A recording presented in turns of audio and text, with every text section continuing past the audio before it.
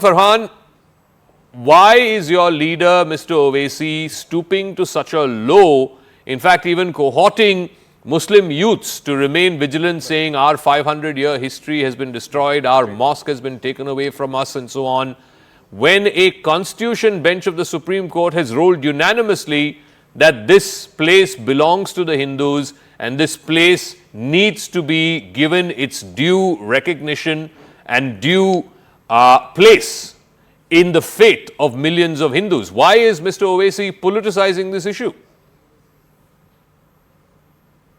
देखिए जैकब साहब, मैं एक बात आपको पहले बताना चाहूंगा कि बैरिस्टर असदुद्दीन ओवैसी साहब ने जो बयान दिया है वो बयान उनका एक गलत तरीके से उसका मायने निकाला जा रहा है। बैरिस्टर असदुद्दीन ओवैसी साहब ने सीधा कहा है कि आप अपनी मस्जिदों को आबाद करो, और मस्जिद आबाद करने में कहाँ कोई आपत्ति है। और रही बात बाबरी मस्जिद की, आप जो कर रहे हैं 500 साल नमाज पढ़ने की, तो मैं एक बात कहना चाहूंगा, बाबरी मस्जिद हमारी शहीद की बजरंग दल आरएसएस, विश्व हिंदू परिषद और भारतीय जनता पार्टी के लोगों ने, ये बात का हमें मलाल ताउम्र रहेगा और हम अपनी आने वाली नस्लों को भी ये बात बताकर के जाएंगे कि 6 दिसंबर 1992 को बाबरी मस्जिद आरएसएस, बीजेपी और उनके सहयोगी लोगों ने करने का काम किया है। तो दूसरे फरहान साहब, लेकिन ये तो 30 साल पहले हुआ ना, ये जो घटना आप बता रहे हैं, दिस हैपेंड 30 इयर्स अगो। आज के जो जनरेशन है, सुनिए बात सुनिए, आज के जो जनरेशन है मुस्लिम युवाओं का, उनको तो अता पता भी नहीं होगा। I mean, you are rekindling needlessly for your politics ghosts of the past. देखिए ये आपकी गलतफहमी है या आपका भ्रम हो सकता है या औरों का भ्रम हो सकता है कि मुस्लिम समाज के नौजवानों को पता नहीं है।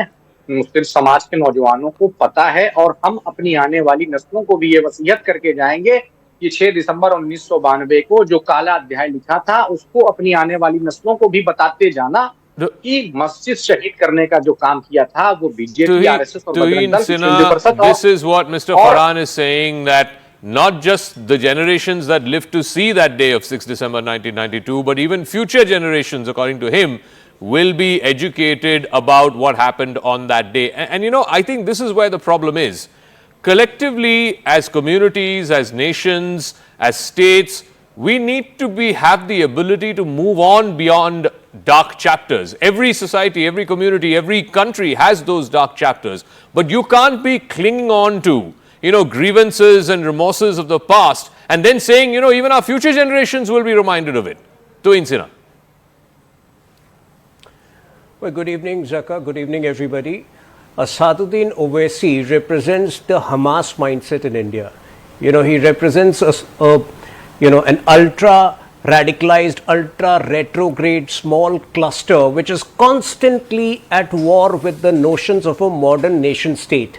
That should summarize his thought process, because the entire battle was a 491-year-old battle which got eventually settled. And like you mentioned, in a 2003 report, the ASI had very clearly corroborated that a temple had been destroyed, and above which the mosque had been constructed. It's a fact that 40,000 temples in this country have been destroyed by invaders. And we are not seeking justice for all of them. But the fact is that closure comes when you accept that the Ram temple, the revered Ram temple, which is believed to be the birthplace of Bhagwan Ram, was destroyed by Babur in 1528, and this entire matter has been settled by Supreme Court. So where is the question of fear mongering? Where is the question of outrage mongering? It basically just shows that he has a vile intent. And since Samajwadi Party is also present over here, there are sections within the Samajwadi Party which still subscribe to that mindset, where they once celebrated the killing of car sevaks. Shafirul Barq, their senior most member of parliament, has been on record saying that he will pray for the construction of a mosque at the same place once again. He is the same person who had celebrated the Taliban takeover of Afghanistan 3 years ago. Okay. So I think these elements are people we need to be very careful against, because they have zero respect for the judiciary. Leave aside jo politics jo chal rahi hai, that's fine. Political parties keep doing this tu mein. But at least can we look at what the Supreme Court judgment said? The Supreme Court judgment said we cannot reject the archaeological survey report as conjecture. Babri Masjid mosque was not built on vacant land. The underlying structure was not Islamic. The artifacts that have been excavated from there have a distinct non-Islamic nature. There is evidence of a 12th century structure at the site before the Babri Masjid was built. This is the Supreme Court of India. ये BJP RSS तुइन Sinha नहीं कह रहे, ये supreme court कह रही है ये. And this is a constitutional bench of the Supreme Court in a unanimous judgment. Zaka, I truly agree with you. See, when the Honorable Supreme Court of India has given a verdict on this issue, there has been no dispute at all. Basically, the verdict was accepted and respected by every citizen of this country. This is a fact.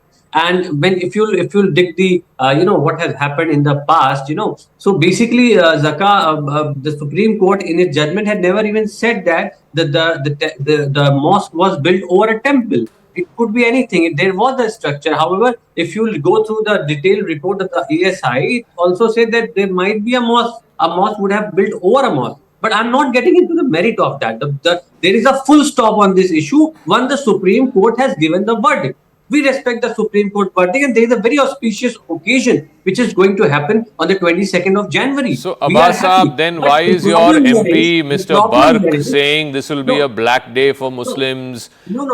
Ye Shaheed Divas hai and all that. This is your MP. This is not, again, like I said, this is not Zaka Jacob saying or any of the panelists on this show saying. Shafiqur Rahman Burke is the senior most member. He's an elder statesman of your party, senior most MP in your party. He is saying this. 22nd January is going to be a black day for Muslims. ये उनका कहना है. You have asked me two questions. Let me answer them one by one. First of all, once the Supreme Court judgment has come, nobody has raised a question on that. And certainly would the BJP spokesperson like to own what has happened on the 6th of December 1992? We do have a legal procedure. There is a rule of law in this country, and by the rule of law, the decision of Supreme Court has come. Basically, Bharatiya Janata Party has delayed the process of construction of Ram Mandir. They have derailed it. That is what they have done. Let me tell you. And one more thing. As far as Asaduddin Owaisi's party, AIMIM, is concerned, they are basically complementary to Bharatiya Janata Party. What Mr. Tuhin Sinha would not say, he would ask his friend to say on his behalf. Basically, it is a okay. Let me also bring in Ratan Sharda. Ratan Sharda, again, I have to play devil's advocate on this show. There has been a tragic set of events associated with December of 1992, right? Nobody wants to go into that history. But to have this overhyped situation, opposition is saying that BJP is milking this for political gains. The reason why the Ram Mandir is getting inaugurated now in January of 2024 when it's not fully complete is because of elections. The Modi Sarkar wants to milk it for elections. Is the Ram Mandir being used and its consecration being used by BJP and its allied entities for political purposes before a crucial election of 2024?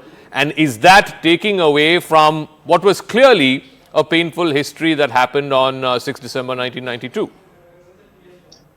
First of all, Zaka, let me explain that this is a huge complex, this is a huge temple. It has got different phases.